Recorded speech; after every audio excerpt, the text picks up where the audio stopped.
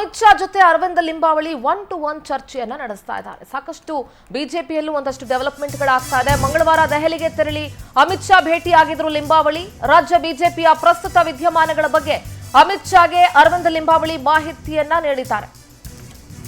ಬೆಂಗಳೂರಿಗೆ ಅಮಿತ್ ಶಾ ಬಂದಂತ ವೇಳೆ ದಾಖಲೆಗಳ ಬಗ್ಗೆ ಲಿಂಬಾವಳಿ ಚರ್ಚೆ ಮಾಡಿದ್ರು. ಬಿವೈ ವಿಜಯೇಂದ್ರ ವಿರುದ್ಧ ಮಾಹಿತಿಯನ್ನ ನೀಡಿದ್ರು ಅರವಿಂದ ಲಿಂಬಾವಳಿ.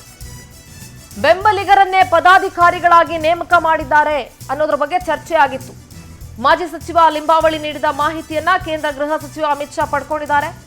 ಲಿಂಬಾವಳಿ ನೀಡಿರುವ ದಾಖಲೆಗಳ ಪರಿಶೀಲನೆಗೆ ಅಮಿತ್ ಶಾ ಅವರು ನಿರ್ಧಾರ ಮಾಡಿದಾರಂತೆ. ಸಂಘ ಪರಿವಾರದವರ ಜೊತೆ ಚರ್ಚೆ ಮಾಡಿ ಶಾ ಮುಂದಿನ ಕ್ರಮ ತೆಗೆದುಕೊಳ್ತೀನಿ ಅಂತ ಭರವಸೆ ಕೊಟ್ಟಿದ್ದಾರೆ. ಬಿವೈ ವಿಜಯೇಂದ್ರ ವಿರುದ್ಧ ಮಾಹಿತಿಯನ್ನ ನೀಡಿದ್ರು ಅರವಿಂದ ಲಿಂಬಾವಳಿ. ಬೆಂಗಳೂರಿಗೆ ಅಮಿತ್ ಶಾ ಅವರು ಬಂದಿದ್ದಂಥ ವೇಳೆ ದಾಖಲೆಗಳ ಬಗ್ಗೆ ಚರ್ಚೆ ಆಗಿತ್ತು. ಮಂಗಳವಾರ ದೆಹಲಿಗೆ ತೆರಳಿ ಅಮಿತ್ ಶಾರನ್ನ ಭೇಟಿ ಆಗಿದ್ರು ಲಿಂಬಾವಳಿ. ರಾಜ್ಯ ಬಿಜೆಪಿಯ ಪ್ರೆಸೆಂಟ್ ಡೆವಲಪ್ಮೆಂಟ್ಗಳು ಏನೇನಾಗ್ತಾ ಇದೆ ಅನ್ನೋದ್ರ ಬಗ್ಗೆ ಅಮಿತ್ ಶಾಗೆ ಮಾಹಿತಿಯನ್ನ ಕೊಟ್ಟಿದ್ದಾರೆ.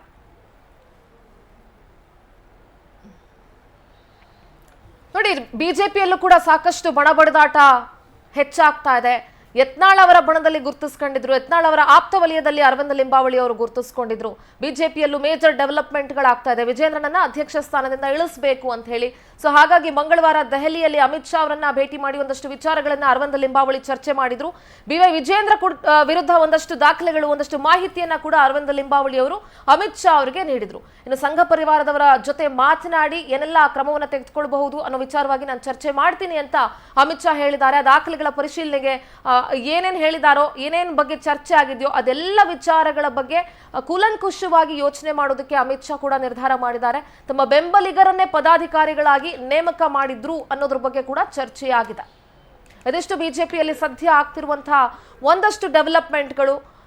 ಒಬ್ಬೊಬ್ಬರಾಗಿ ದೆಹಲಿ ದಂಡಯಾತ್ರೆಯನ್ನ ಮಾಡಿದ್ರು. ಈಗ ಅರವಿಂದ ಲಿಂಬಾವಳಿ ಅವರು ಕೂಡ ಅಮಿತ್ ಶಾ ಜೊತೆ 1-to-1 ಚರ್ಚೆಯನ್ನ ನಡೆಸಿದ್ದಾರೆ.